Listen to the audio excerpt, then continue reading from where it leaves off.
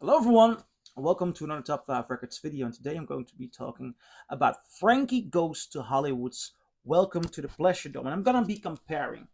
I'm actually doing three comparisons, but the first one I owned was a first German pressing of this album that I had been listening to for a couple of years, and I didn't understand it, but I never fell in love with the album on the German pressing, though it didn't sound bad to me, and I found the music enjoyable until I got into other pressings. It came to live.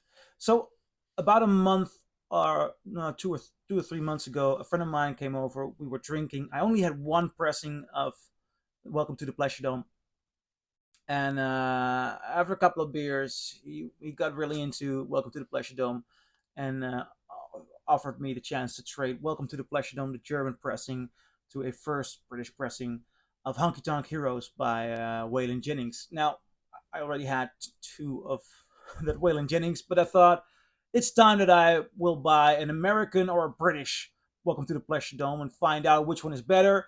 And I'll trade in the German one because I don't care for that sound very much. And then I have some spare Honky Tonk Heroes because in the Netherlands you rarely find that album, and if you do, you just gotta have it. It's one of those albums that keep playing and playing and playing. So what I have here, I found this first British copy of Welcome to the Pleasuredome, and it was in the UK recorded album, and a first American one that I found specifically interesting because it was mastered by Sterling, and Sterling is a great mastering engineer. Now, I have it here. You can see the differences on these albums in the details because I've been searching for quite some time to find uh, a UK or a US pressing, but on the vinyl itself, the labels they look alike.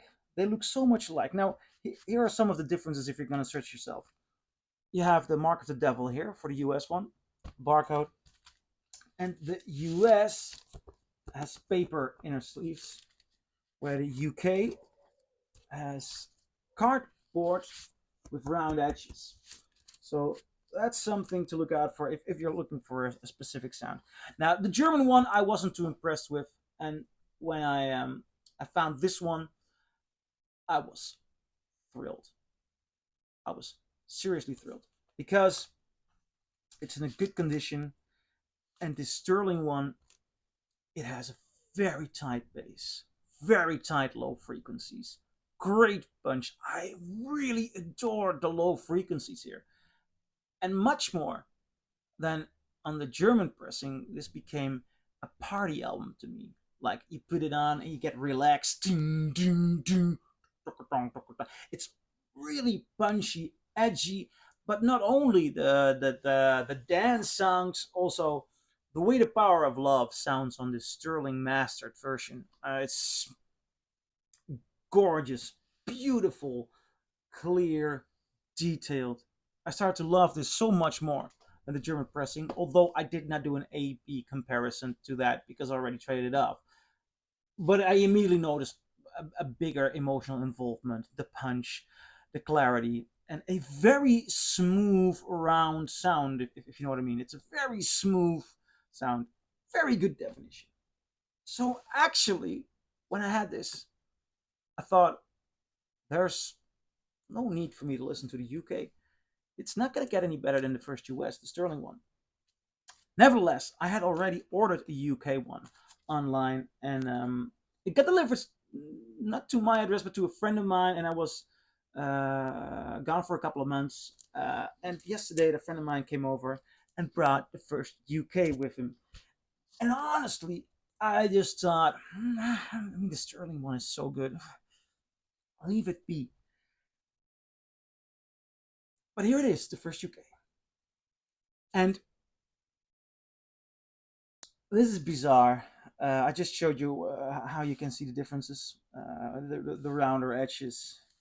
The stampers are different. This is not mastered by Sterling.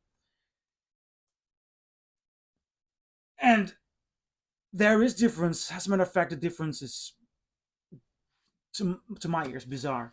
The sound is so much more open. That's the first thing you notice. The sound is even more open, more detailed, more nuanced than on the American pressing. So when it started, I was like, "Oh wow, this is incredible." But I thought the nice bass, heavy, strong lower frequencies of this American one.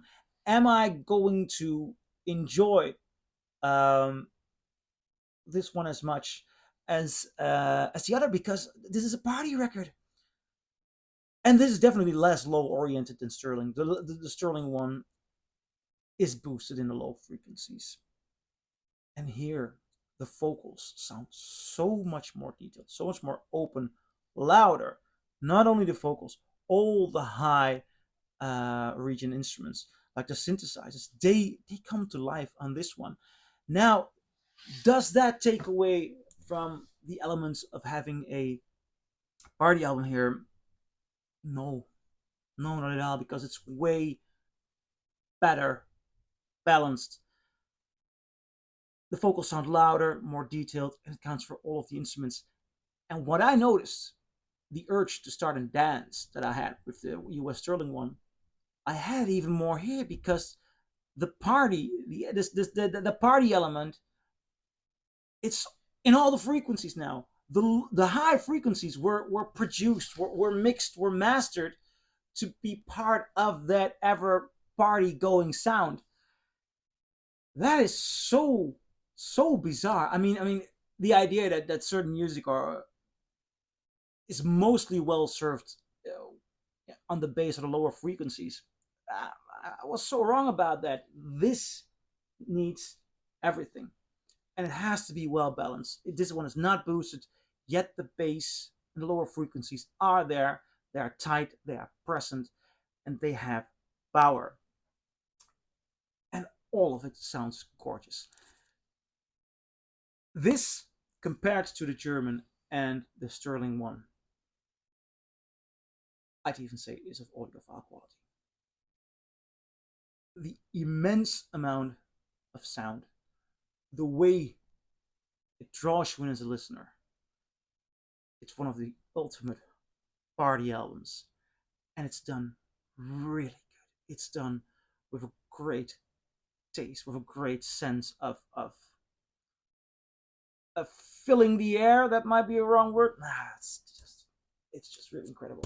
So if you ever come across a first UK, and they are not expensive, take it home because it brings new life, it breathes new life into an album that I had a long time in the closet, that I had a long time in my vinyl collection, and it's just incredible. So I'm curious, what do you think? Do you agree? Do you disagree?